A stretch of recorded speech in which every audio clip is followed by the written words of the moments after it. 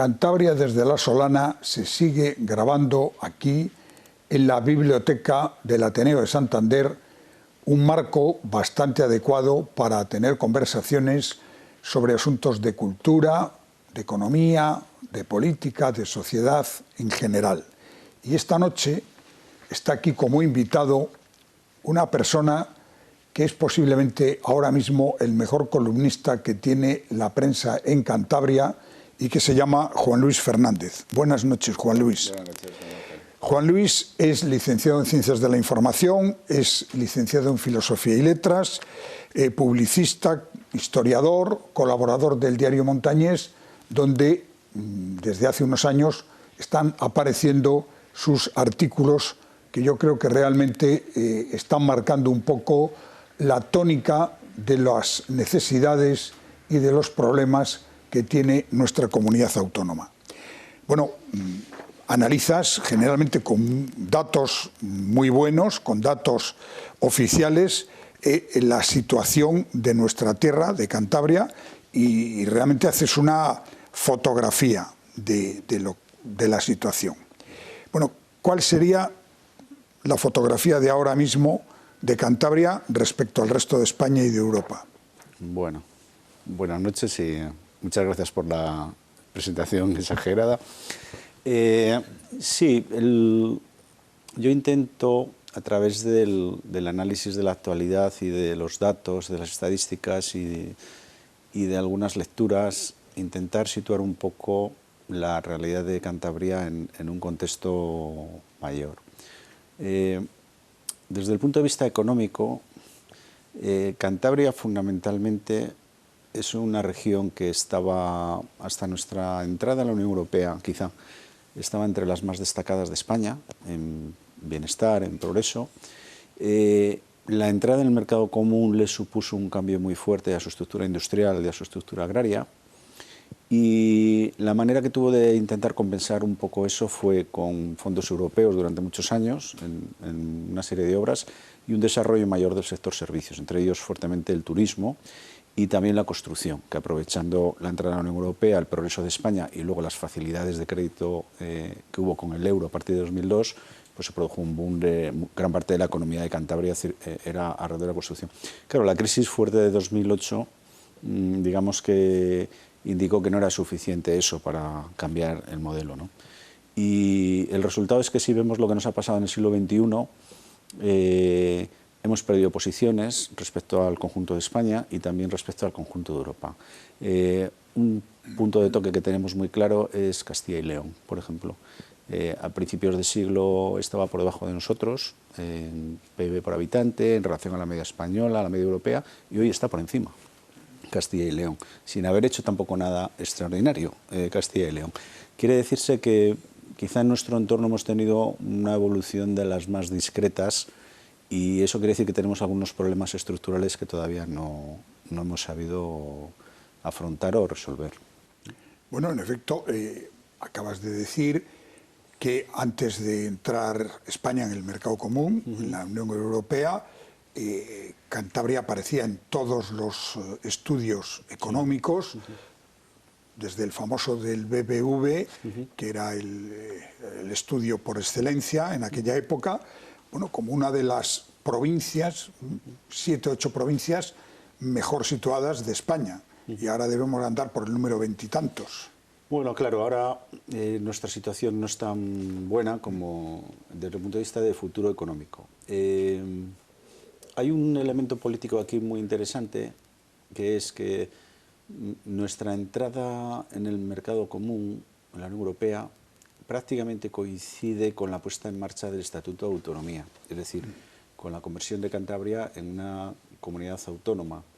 Y entonces un tema muy interesante de investigación es hasta qué punto el ser una comunidad autónoma nos ha permitido afrontar ese shock que era dejar de tener una industria protegida por aranceles o una agricultura poco eficiente, ¿no? Hasta qué punto eso nos ha ayudado o no nos ha ayudado o ha sido neutral. Lo que sí parece cierto es que en general en toda España el hacer el proyecto europeo a la vez que se descentralizaba del Estado ha creado algunas problemas importantes de coordinación del mercado interior, que a veces se están intentando corregir. Entonces, sobre eso habría que pedir una reflexión bien hecha, porque probablemente los efectos hayan sido mixtos, unos positivos y otros negativos, pero yo creo que es una tarea de pensamiento que todavía no se ha hecho bien. ¿Hasta qué punto nosotros podríamos tener una situación mejor habiendo estado en espacios más integrados? No quiere decir ser comunidad autónoma o no, sino simplemente que se hubiera coordinado más las administraciones en determinadas actuaciones. Bueno, Cantabria va a afrontar dentro de muy poco una doble cita electoral. Por una parte, las elecciones generales a finales de abril y por otra, las elecciones regionales y europeas en el mes de mayo, también el último domingo de mayo. La clase política en Cantabria, ¿qué papel ha desarrollado, en tu opinión, hasta ahora, precisamente en afrontar este cambio de modelo, el reto de haber entrado en el mercado común y quizás este defecto que dicen tenemos en Cantabria de ser poco emprendedores y de que aquí hay poca sociedad civil emprendedora, si es que eso es cierto? Claro. Bueno, un tema muy importante para un sitio como Cantabria, en general para todas las comunidades de la cornisa cantábrica, es muy importante el tema de las comunicaciones, la accesibilidad a los mercados y que te lleguen los turistas, las mercancías y demás. Que nosotros estamos rezagados en ese aspecto pues es evidente, porque hemos sido prácticamente la última comunidad que tuvo un acceso a la meseta por autovía. Vamos a ser una de las últimas que va a tener un AVE en su territorio, o no AVE, un tren moderno rápido para viajeros y mercancías. Es decir, estamos un poco rezagados. Estamos en una posición muy complicada, porque si miramos el mapa de indicadores económicos, nosotros estamos cerca de la España ibérica y subpirenaica, que es de la más avanzada, el País Vasco, Navarra, Aragón, Cataluña hasta Baleares, y estamos como en la frontera de otra España que está en implosión demográfica, con muchos problemas de transformación, como puede ser Asturias, Galicia y el norte de Castilla y León, ¿no? Porque también Castilla y León hay norte y sur, y es muy grande, no todo es parecido. Entonces, claro, no se sabe de qué lado va a caer Cantabria, sino de la España del noroeste que implosiona y envejece, o de la España más dinámica, más próxima a Francia y al Mediterráneo.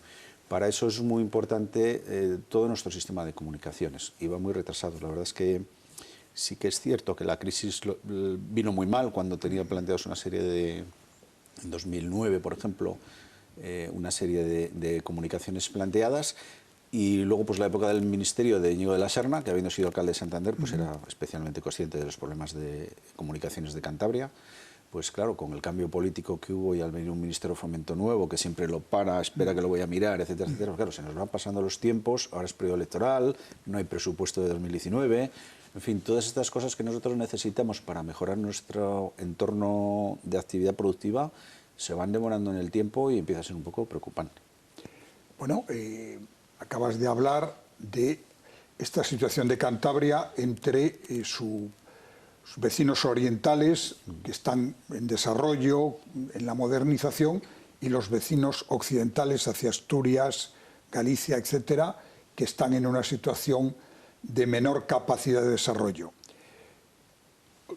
¿Cómo ves esa propuesta que ha lanzado, bueno, el PRC y parece que el resto de partidos también, de priorizar una conexión por ferrocarril moderna con el País Vasco y, por tanto, luego con el eje del Ebro y con Francia? Pues mira, Manuel Ángel, un problema histórico de Cantabria, de la sociedad de Cantabria, que ya existió con el famoso ferrocarril Santander-Mediterráneo y que lo subrayaba algunos periodistas como José del Río Sáenz Pi, es la inconstancia de los esfuerzos colectivos en un sentido de defensa del interés regional. Un tren de altas prestaciones que conectara el Mediterráneo con Bilbao y que tuviera un ramal a Santander para llegar en 45 minutos de Bilbao a Santander, ya estaba en el PEIT que presentó el ministro socialista José Blanco en 2009, hace 10 años. Es decir, hace 10 años que está pintado en el mapa eso. Entonces, el hecho de que parezca algo nuevo, que tú cojas una bandera a los 10 años que parece nueva, eso es una falta de constancia en el pensamiento sobre el futuro regional. Eso tenía que haber sido constante objeto durante estos últimos 10 años de reivindicación al gobierno central, y no lo ha sido. No lo ha sido prácticamente por nadie. Otro tema importante, hombre, yo creo que yo trabajo para la autoridad portuaria y conozco un poco el tema. Cualquier presidente de la autoridad portuaria te dirá que una parte fundamental del futuro del puerto de Santander es ser puerto de la meseta, es decir, canalizar tráficos de la meseta norte hasta, digamos, el área de Madrid, etcétera, ¿no? Entonces, el poder hacer un tren de altas prestaciones que nos conecte con Madrid y con todo lo que te vas encontrando camino de Madrid y con todas las zonas productivas, eso es fundamental. Y eso es un trabajo que yo creo que tampoco se está haciendo de impulso. Ha habido un impulso durante el Ministerio de la Serna, pero acabó abruptamente en mayo. ¿Y cuál es la alternativa? Pues no sabemos nada. El ministro Ábalos nos dijo que podría haberlo para 2024 y bueno, pues él tendrá sus calendarios. Pero claro, eso se dice, pero luego no hay presupuesto del Estado de 2019. En el presupuesto del Estado de 2019 tampoco vienen las inversiones necesarias para cumplir en 2024. Entonces estamos hablando, el consejero de Transportes cántabro reconoce que el tren hacia Bilbao podría tardar 15 o 20 años. Entonces estamos hablando de calendarios que nos estamos yendo a 2035, a 2040. Y claro, la pregunta, desde el punto de vista económico, es decir, bueno, ¿dónde está la economía de Cantabria esperando tantísimo tiempo? Y yo creo que hay falta un poco de constancia en el criterio del desarrollo de Cantabria. Cantabria no puede vivir o desarrollarse económicamente de espaldas al eje de la meseta, que es natural y es casi milenario, ¿no? Desde los romanos lo tiene. Y por otra parte tiene que vincularse a ese eje, vamos a decir, la prosperidad ibérico-pirenaica, que lógicamente es a través de un tren con Bilbao. Y yo creo que más que levantar banderas es hacer una plataforma y comprometer a quien hay que comprometer, que fundamentalmente es el Gobierno de la Nación, a unos calendarios y unos proyectos, y que todo el mundo esté vigilando eso.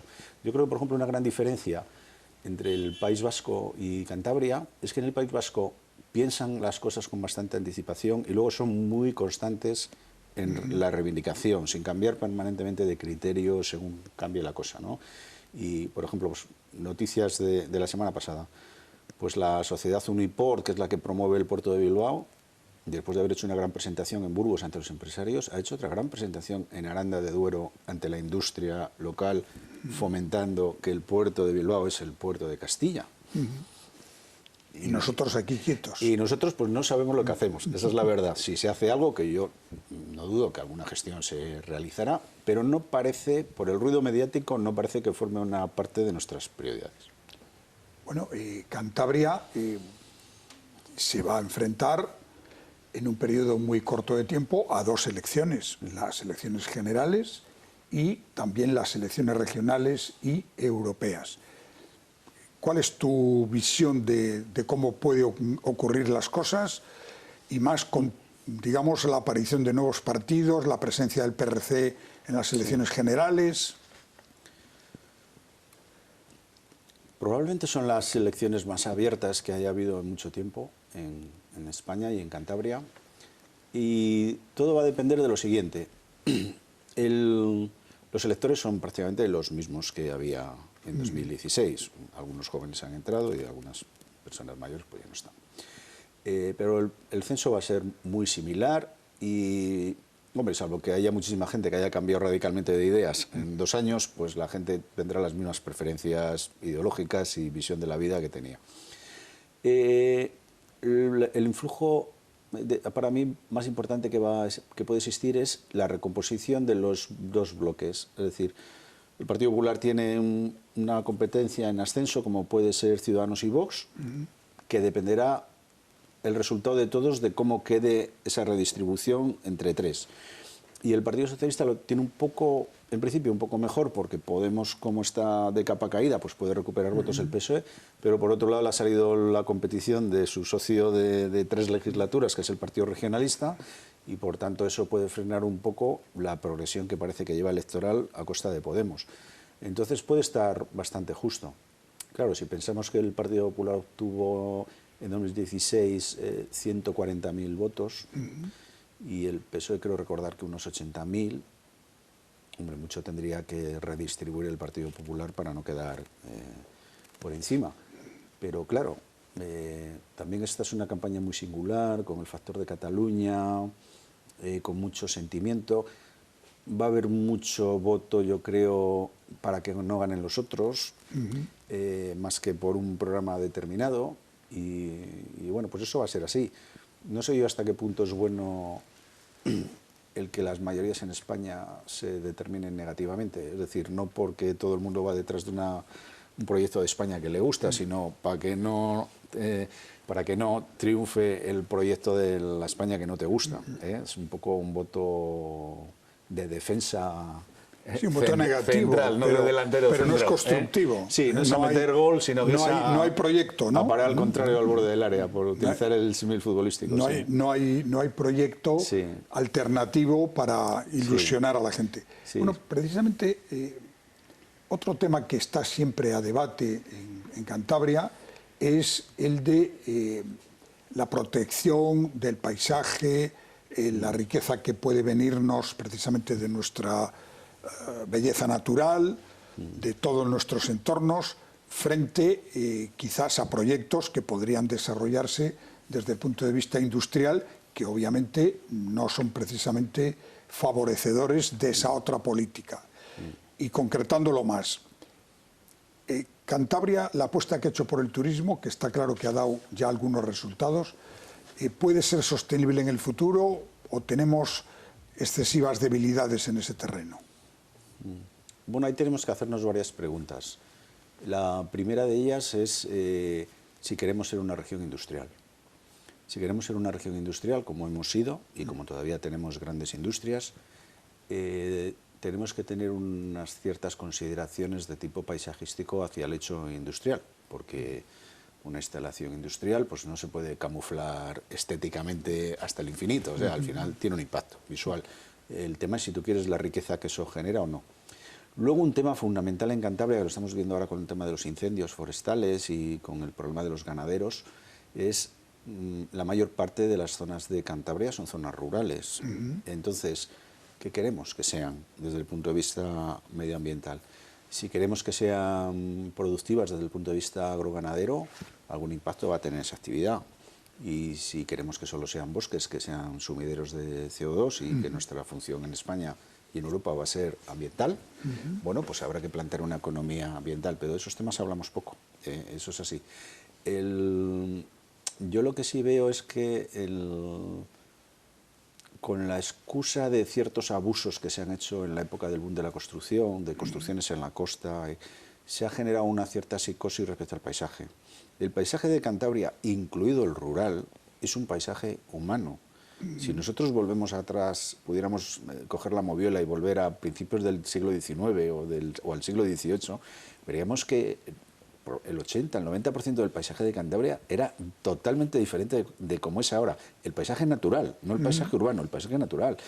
Tenemos ciudades como Santander, que casi la mitad de la ciudad está conquistada al mar, cambiada y recambiada, se incendió en 1941 y se rehizo el centro por completo. Es decir, estamos hablando a veces de temas paisajísticos que puede ser la nostalgia de la infancia de uno, pero que no tiene nada que ver con una integridad natural del paisaje, ¿no? Todo el paisaje nuestro es...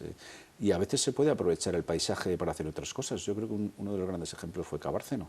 Una mina, una instalación minera tradicional abandonada, se supo hacer algo sostenible, algo que crea riqueza, que trae miles de personas a Cantabria, que mantiene muchos empleos, algo bonito, diferente, para un sector como es el sector servicios, y que te viene en la zona.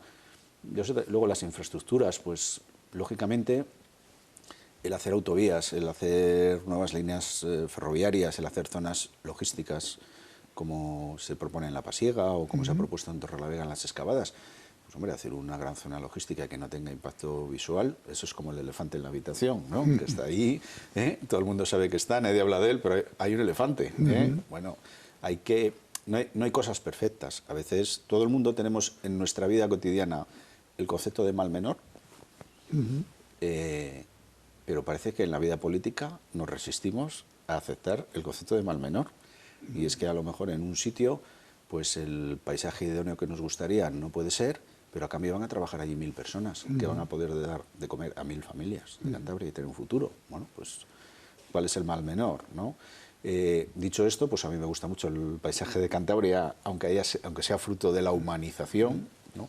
Por ejemplo, todas estas zonas de las zonas altas pasiegas, ¿no? Del Miera, de esas zonas altas que ahora nos gusta tanto ver y demás, y que se quieren proteger y de hecho están protegidas. Eso es el fruto de una deforestación brutal que hubo para proveer de madera y de carbón vegetal a las fundiciones de Liérganes y La Cavada para hacer los cañones de la Armada Imperial Española y en parte la madera para los barcos que se hacían en Guarnizo, ¿verdad? Luego, el resultado del espíritu guerrero de España y antiecológico, porque había unos bosques fabulosos que prácticamente desaparecieron. Bueno, y si se dejara de segar y de cuidar esos prados, sobre todo, que están con pendientes bastante fuertes en toda esta zona pasiega, en 20 o 30 años sería sotobosque y un poco más adelante sería bosque. Claro, eso está claro. Sí que es cierto que se puede tomar la decisión de decir, pues mira, lo dejamos protegido y el tema es que la gente que vive allí, ¿cómo se va a ganar la vida? Porque podemos decir, bueno, pues vamos a destinar a desierto humano o selva una parte de Cantabria porque pensamos que esa es la función medioambiental que tiene que cumplir. Bueno, eso es una decisión muy interesante para discutir en el Parlamento de Cantabria, ¿no? Si queremos... Y si no, pues tiene que ser el desarrollo sostenible. Y el desarrollo sostenible, pues es siempre una balanza entre que alguna pluma te tienes que dejar a cambio de un bien social muy claro, ¿no? Y yo creo pues que eso lo podemos ver todos los días, por ejemplo, cuando tenemos relación con el sistema sanitario, ¿no? De gente, cosas que te propone hacer el médico tenemos el concepto de mal menor muy interiorizado. Bueno, pues mira, pues mejor operar que esperar. Eso sí. Y en cambio en política queremos que todo sea perfecto. Queremos ser superindustriales, superturísticos, que tener un paisaje que sea como el Amazonas. Es que es imposible todo esto. Bueno, por último, tú conoces muy bien el mundo universitario, no solamente porque has estudiado en él, has trabajado en él, sino porque has viajado y conoces otras universidades. ¿Qué posibilidades tendría Cantabria para desarrollar más sus universidades? Bueno, una de las cosas interesantes porque claro, el problema que tenemos con el sector servicios es que si es muy turístico, nosotros no somos una zona tropical. Entonces, claro, vamos a tener turismo, vamos a decir, de buen tiempo durante un número de meses muy limitado. Y el resto del tiempo no hay trabajo para la gente ni negocio para los empresarios. Entonces, todo lo que sea un sector servicios que dure más en el año es interesante. Una parte de los servicios son universitarios y científicos. Yo he tenido la suerte de trabajar para la Universidad de Cantabria cuando se concibió y se consiguió el proyecto de Campus de Excelencia Internacional, que se vinculó también a todos los institutos de investigación que han surgido después, de nivel muy bueno, como el de biotecnología, el Instituto de Hidráulica Ambiental, etcétera, ¿no? Entonces, eso sí, porque al final son grupos de 200 y pico científicos que tienen trabajo estable todo el año, es gente joven, es gente cualificada, le da un cierto tono a la sociedad, tanto económico como cultural, y yo creo que eso sí hace progresar a Santander. Luego ha habido iniciativas privadas como Uniatlántico, por ejemplo, cuando se instaló, y que tiene muchos alumnos en pocos años, lo cual demuestra que efectivamente hay un mercado para que Cantabria, con su calidad de vida y el entorno de Santander, puede atraer, su entorno educativo y cultural, puede atraer gente incluso de otros países, estudiantes, y puedes tener ahí unos cuadros de profesores, servicios auxiliares, etc. Esa economía del conocimiento para Cantabria es muy interesante. Lo que yo veo es que siempre ha sido un poco iniciativa de las propias universidades, tanto las públicas como las privadas. Es decir, el que Cantabria tuviera los institutos de investigación y un campus de excelencia surgió de dentro de la propia universidad, que convenció a los políticos de turno de que lo apoyaran, y lo apoyaron todos, hay que decirlo, en su favor. Y el hecho de que viniera una universidad privada, pues es porque sus patrocinadores, sus fundadores estaban buscando emplazamientos en el norte de España, y al final decidieron que Santander, y consiguieron que el gobierno de entonces se lo pusiera fácil. Entonces, pero lo que está claro es que son respuestas del mundo institucional y político a iniciativas que surgen fuera de ellos. Pero se supone que el objetivo de fundar un partido político es porque tú tienes una idea de tu sociedad y tienes una serie de puntos que quieres desarrollar. No estás ahí simplemente a ver quién entra por la puerta y te propone algo para que tú digas que sí, quedes bien. Entonces, para mí, por eso decía antes la comparación entre el País Vasco y Cantabria. Nosotros aquí, de vez en cuando se hace un plan estratégico, se hace un contraplan estratégico. Bien, pues es un deporte a veces muy entretenido, pero no tenemos un think tank en Cantabria de desarrollo regional, que lo podía haber promovido, por ejemplo, Sodercan, tranquilamente, o Sodercan con la universidad, o con algún instituto, incluso alguna fundación como FUNCAS o la BBVA, para hablar un poco a más largo plazo, no solo de las elecciones que tenemos el 28 o el 26, sino decir, oye, tenemos una población que va siendo de gente mayor, ¿qué le interesa a Cantabria en relación con el mundo de las pensiones, por ejemplo, ¿no? ¿Cómo podemos evitar que los pueblos se vayan quedando sin gente? ¿Qué vamos a hacer con la industria? ¿Cuáles son nuestras zonas industriales? Entonces, bueno, lo que se ve ahí es que a veces un sector como la universidad te puede traer algo muy cerrado, muy ya con el lazo, lo apoyas, lo sacas adelante y funciona. Pero no hay, o falta esa visión global que lógicamente tiene que suministrar a los partidos políticos un poco de conocimiento y de interpretación de forma estable, no que un día aparece alguien con un plan estratégico, un plan de desarrollo maravilloso, sino que habitualmente pues se haga un informe sobre Cantabria, semestral, anual, de prospectiva y de perspectiva, ¿no? Y yo creo que ese es un déficit de conocimiento que se debe fundamentalmente a, no sé, a una falta de sociabilidad en Cantabria, porque cada uno está en lo suyo y por algún motivo, por ejemplo, en el País Vasco o en Cataluña, la gente es más fácil que se junten, intercambien las opiniones y saquen documentos. Yo no sé si es que masa crítica no nos falta, porque tenemos grandes universitarios, públicos, privados, tenemos profesores, tenemos altos funcionarios muy cualificados en una serie de cuestiones, o sea que no nos falta gente con conocimiento o con talento. Y quiero creer que tampoco nos falta dinero en el sentido de que hay fundaciones en Cantabria o derivadas del propio gobierno regional, que tampoco son proyectos carísimos. No estamos hablando de... Seguramente hemos perdido más en alguna fábrica del Besaya que hemos subvencionado para que al final cierre y los obreros estén, los pobres en el paro. Pues si eso lo hubiéramos gastado en conocimiento del futuro de la región, posiblemente ahí tendríamos ahora ya 2 o 3 alternativas que podrían dar trabajo a los que se han quedado en el paro. Pero eso es un déficit que tenemos. Yo no intento hostigar desde el periódico un poco a que se haga, pero la verdad es que no sé por qué no se hace. No, para mí es un misterio.